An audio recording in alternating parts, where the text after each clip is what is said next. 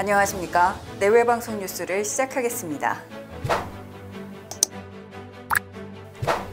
60세 이상 어르신에 대한 백신 접종 사전 예약이 어제 마감됐습니다.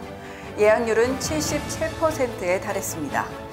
70세에서 74세 예약률은 80%, 65세에서 69세는 79%였으며 60에서 64세는 74%였습니다. 오늘부터는 60세 이상만 자녀 백신 접종 신청이 가능하며 우선 접종을 받을 수 있습니다. 60세 미만은 자녀 백신을 신청할 수 없고 신청은 네이버와 카카오 앱을 통해 당일에만 가능합니다. 미국이 해외 코로나19 백신 지원 계획을 공개했습니다. 공유를 약속했던 8천만 회분 중 2,500만 회분의 내역을 공개한 것인데요. 여기에는 한국으로 보낼 얀센 백신 100만 회분도 포함되어 있습니다. 미국은 이 중 1,900만 회분을 코백스를 통해 공유될 것이라고 밝혔습니다.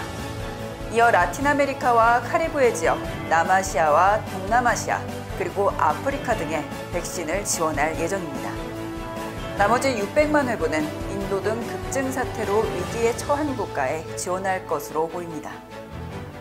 군장병의 하루 급식비가 내달부터 1만 원으로 인상됩니다. 현재 8,790원에서 13%가 인상되는 겁니다.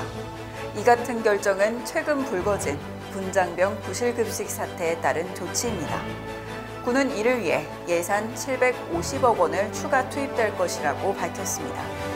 더불어 내년부터는 급식비를 11,000원으로 인상할 계획이라고 덧붙였습니다. 그러나 부실급식 사태는 비용이 아닌 내부 비리 문제라는 비판이 커지고 있습니다.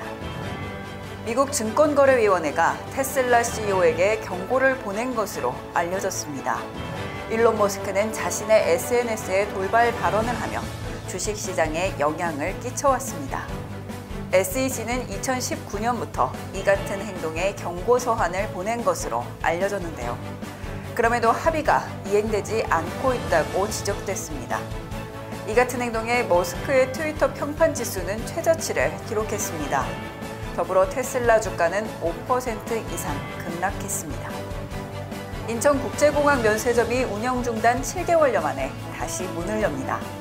입국장 면세점은 코로나19로 인한 경영난으로 지난해 10월부터 운영이 중단됐습니다. 그러나 인천국제공항공사는 제1터미널 입국장 면세점과 임대차 계약을 다시 체결했다고 밝혔는데요. 이에 따라 오늘부터 영업이 재개됩니다. 다만 코로나19로 이용객이 줄어든 것을 고려해 오전 5시부터 8시까지만 운영합니다. 썩은 나무에는 썩은 과실만 맺힌다고 합니다. 근본적인 문제를 해결하지 않는다면 결과는 달라지기 어려워 보입니다. 뉴스 마치겠습니다. 지금까지 시청해주신 여러분 고맙습니다.